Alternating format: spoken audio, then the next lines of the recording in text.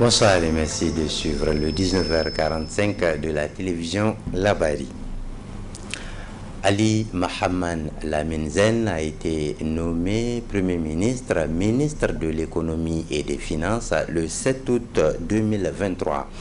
Une année s'est donc déjà écoulée depuis que le président du CNSP, chef de l'État, le général de brigade Abdurrahman Tiani, lui a donné sa confiance pour occuper la primature, mais pour être également l'argentier du pays. Alors, 12 mois après, quel bilan peut-on retenir de Ali Mohamed Lamine Zen? Tentative de réponse avec Ismaël Moumouni Moussa. Dénicher la perle rare pouvant mener à bon port la nouvelle vision du Niger et de son peuple après les événements du 26 juillet. Voilà pourquoi le Conseil national pour la sauvegarde de la patrie, à travers son président, le général de brigade Abdurrahman Tiani, a activé le mode de recherche de l'homme qu'il faut à la primature. C'est ainsi que son choix s'est porté sur un économiste, ancien ministre des Finances du Feu, président patriote Tanja Mamadou, répondant au nom de Ali Mohamed Lamine Zen, à le nommant Premier ministre le 7 août 2023. Occupant un poste international au Tchad, Ali Mohamed Lamine Zen a quitté pour venir servir son pays, le Niger. Sa première sortie médiatique officielle, c'est de dénoncer le comportement subversif et belliqueux de la CEDEAO, ses alliés et tous les ennemis du Niger. Après, ce fut le tour des offensives diplomatiques, ce qui a conduit le Premier ministre, ministre de l'économie et des finances, Ali Mohamed Lamine Zen, dans plusieurs pays hors du continent, dont on peut citer la Russie, l'Arabie Saoudite, la Turquie, l'Iran, mais également dans plusieurs pays africains comme le Burkina Faso, le Mali, le Tchad, l'Algérie, le Maroc. Dans tous ces pays visités, Ali Mohamed Lamine Zen a fait valoir l'intérêt du Niger et de son peuple.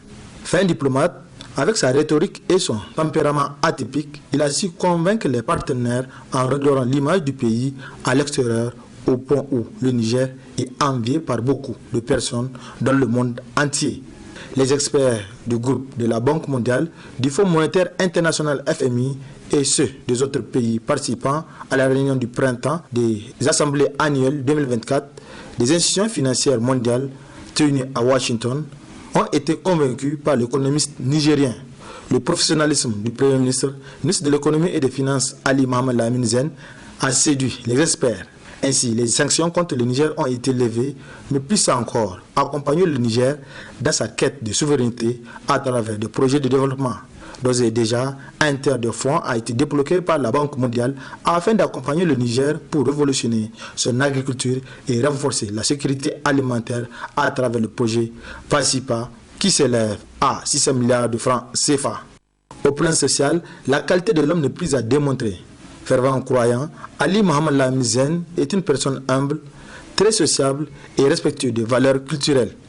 À titre illustratif, on peut citer l'accueil à l'aéroport international du Rahamani de nos compatriotes séquestrés au Bénin, sa participation au grand rassemblement islamique à la grande mosquée de Niamey ou encore sa présence au stade général Séni Kounché au lancement de la semaine culturelle Al-Ada. C'est un parcours atypique réalisé par Ali Mohamed Lamine Zen durant un an à la tête de la primature et du ministère de l'économie et des finances. On peut ne pas l'aimer, mais même si on porte des lunettes en bois, on ne pourra jamais nier la qualité intrinsèque de Ali Mohamed Lamine Zen, l'homme qu'il faut, à la place qu'il faut. Voilà donc un bref aperçu sur les 12 mois de gestion de la primature et du ministère de l'économie et des finances par le Premier ministre Ali Mohamed Lamine Zen. Alors maintenant à l'hôtel Bravia pour parler d'un atelier qui s'est tenu ce matin en ce lieu, un atelier de sensibilisation et d'information destiné aux employeurs sur les offres et services de l'Agence nationale pour la promotion de l'emploi ANPE. Il y avait, on le nota bien, la présence de la ministre de la fonction publique, Aïssata Abdoulaye Tondi, mais également nos reporters Ibrahim Boubacar et Cheibou Guisso. Et c'est ainsi que lancé l'atelier d'information et de sensibilisation porté par l'Agence nationale pour la promotion de l'emploi ANPE. Destiné aux employeurs, l'atelier vise à partager des informations sur les offres des services de la dite structure. Dans le discours prononcé pour la circonstance, le directeur général de l'Agence nationale pour la promotion de l'emploi ANPE a, après avoir témoigné ses remerciements, situé d'une manière globale et spécifique l'objectif visé à travers la tenue de l'atelier. La présente rencontre, dont l'objectif général est d'informer et de sensibiliser nos usagers, notamment les employeurs, sur nos offres de services, nous permettra de manière spécifique de rappeler les missions de l'ANPE, présenter les différentes offres de services de l'ANPE au profit des employeurs, présenter les programmes d'insertion et de réinsertion professionnelle de l'ANPE, notamment le programme d'aide à l'insertion professionnelle des jeunes PEJ, recueillir les appréciations, les attentes et les propositions d'amélioration des employeurs par rapport aux services qui leur sont offerts par l'ANPE. Affirmant son attachement à l'idéal, la ministre de la fonction publique, du travail et de l'emploi a dans son discours de lancement rappelé les politiques et les orientations du gouvernement en matière d'employabilité des jeunes au Niger. En effet, le président du Conseil national pour la sauvegarde de la patrie, son Excellence le général de brigade Abdourahmane Tiani, chef de l'État, et son Excellence M. Ali Mohamed Lamine Zen, Premier ministre, ministre de l'économie et des finances, ont fait de la promotion de l'emploi et particulièrement de l'emploi des jeunes une priorité majeure dans le programme de résilience pour la sauvegarde de la patrie, notamment à son axe 4, avec beaucoup de perspectives pour l'emploi des jeunes. D'ores et déjà, un recrutement de plusieurs centaines de jeunes dans le domaine de la défense a été amorcé et suit actuellement son cours. Certes, ces perspectives sont salutaires et encourageantes, mais elles ne suffiront pas pour résorber le problème du chômage au Niger. La fonction publique ne peut non plus à elle seule occuper ces milliers de diplômés dont le nombre ne fait que s'accroître d'année en année. Comme vous le constatez, la question de l'emploi est de nos jours au cœur des politiques gouvernementales de beaucoup de pays. Et le Niger n'en fait pas l'exception. En effet, notre pays a adopté depuis mars 2009 la politique nationale de l'emploi afin de créer un cadre harmonieux pour la mise en œuvre des organes et stratégies sectorielles en faveur de l'emploi.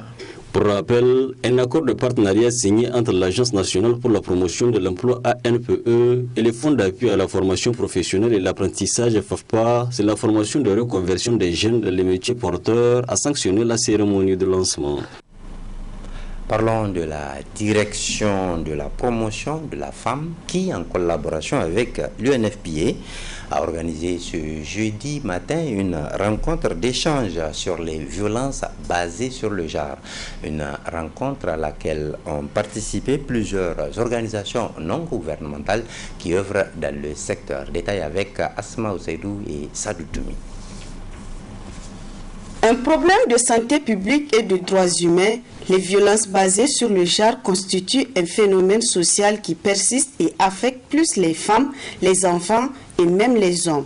Objet de la présente rencontre initiée par la direction de la promotion de la femme en collaboration avec l'UNFPA. Selon l'étude sur l'ampleur et les déterminants des violences basées sur le genre réalisée au Niger en 2021, les femmes demeurent les plus touchées par le phénomène. La violence basée sur le genre se pose en tant que problème de santé publique et de droits humains.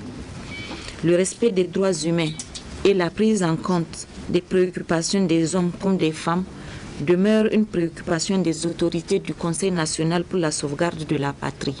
Au cours de la présente rencontre, plusieurs points en lien avec la thématique ont été développés. L'adoption en décembre 2023 de la stratégie nationale de prévention et de réponse aux violences basées sur le genre et aux abus et exploitations sexuelles attend comme résultat 4 effets.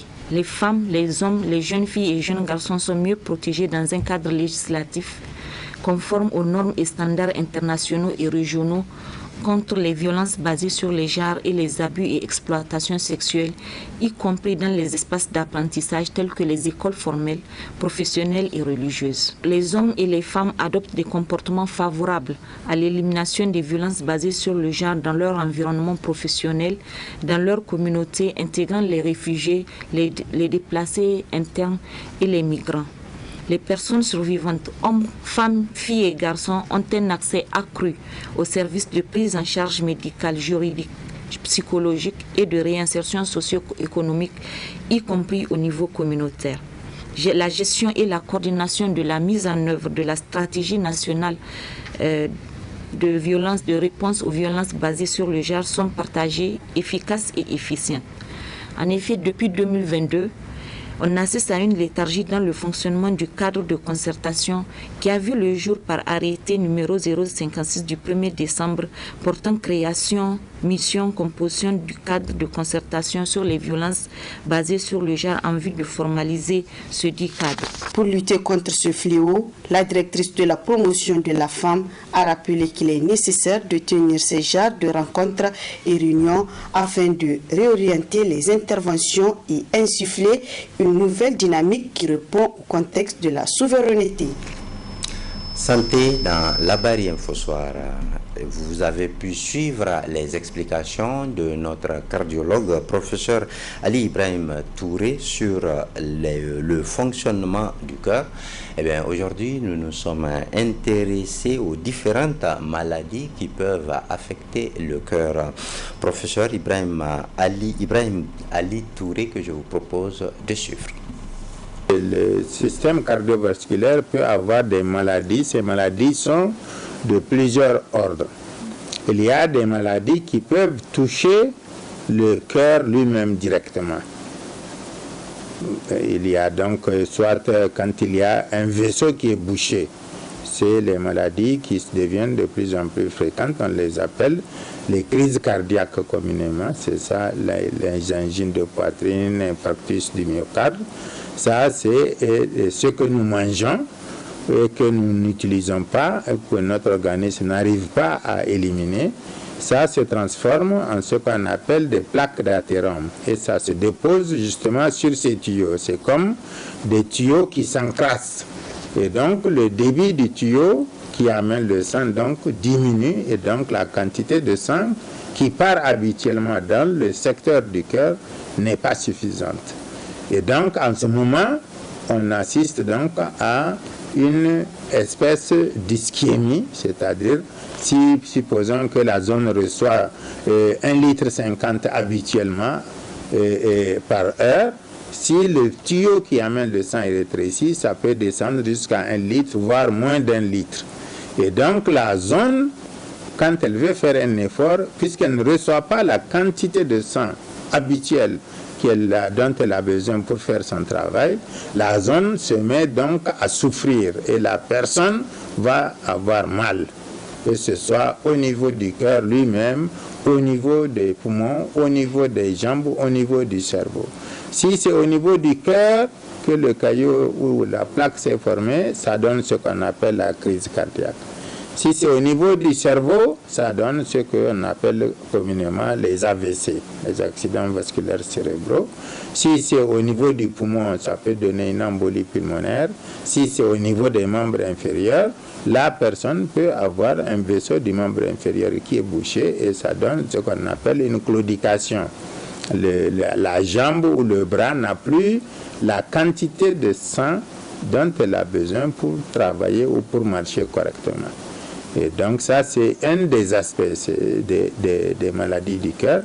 Et un deuxième, c'est que la paroi des vaisseaux peut durcir. Quand ça devient très dur, c'est comme un tuyau, quand il est fatigué, il commence à rouiller. Donc la différence entre les tuyaux, qui sont les vaisseaux sanguins, et les tuyaux classiques de plomberie, c'est que nous, les tuyaux de l'être humain, de l'être vivant, même chez les animaux, sont des tuyaux qui sont vivants et pulsatiles. Ils peuvent se rétrécir comme ils peuvent se dilater. Et bien, c'est cette souplesse-là qui se perd avec le temps et avec l'âge. Donc, il faut que le cœur pompe plus fort parce qu'il y a une résistance des tuyaux, des vaisseaux. Et à la longue, donc, la pression artérielle augmente. Et c'est ce qui donne l'hypertension artérielle. Et l'hypertension artérielle est une autre cause de maladie cardiaque très importante, car elle peut donner ce qu'on a dit tout à l'heure, les crises cardiaques, comme elle peut donner les AVC qui peuvent être soit liés à l'obstruction d'une lumière d'un des vaisseaux par un caillot ou une plaque d'athérome, ou alors le vaisseau peut céder et se déchirer et donner ce qu'on appelle l'accident vasculaire cérébral hémorragique. Et si cela se fait au niveau du cerveau, bien sûr, mais il peut également, le vaisseau peut être obstrué, comme je vous ai dit tout à l'heure, au niveau du poumon, au niveau des autres organes comme l'estomac, comme d'autres parties du tube digestif et des membres inférieurs. Donc ça, c'est une autre maladie du cœur. Il y a d'autres maladies du cœur qui sont liées aux infections. Par exemple, les angines de la gorge qui sont non ou maltraitées peuvent infecter le cœur. Et ces infections-là vont contaminer la paroi interne du cœur et les valves. Ce qui peut donner donc ce qu'on appelle une endocardite, parce que la partie interne du cœur s'appelle l'endocarde. Et cette endocardite peut envoyer des bactéries qui vont aller se loger dans d'autres organes. En sport, l'AS Garde nationale, représentant du Niger à la Ligue des champions, se prépare pour affronter les Marocains du Raja de Casablanca. À cet effet, l'association des supporters du Niger appelle à une grande mobilisation ce samedi 17 août 2024 au stade général Seyni Kounché pour pousser l'équipe nigérienne à la victoire. Détail avec Hassan Saleh Mustafa et Soumaïla Abdoulaye.